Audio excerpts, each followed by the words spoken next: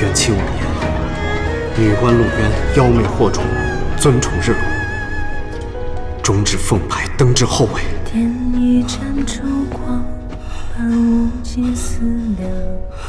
我知道，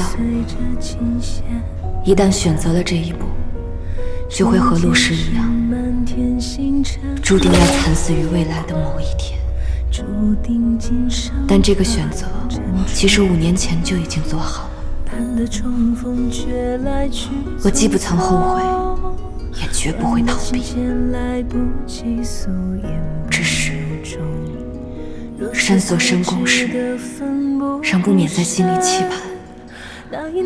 期盼有一天，陛下恢复了神智，我们扫清了李庸一党，收复了大圣河山，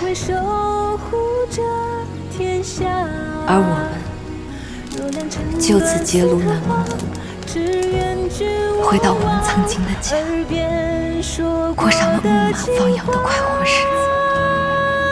然而这终究不过是镜花水月。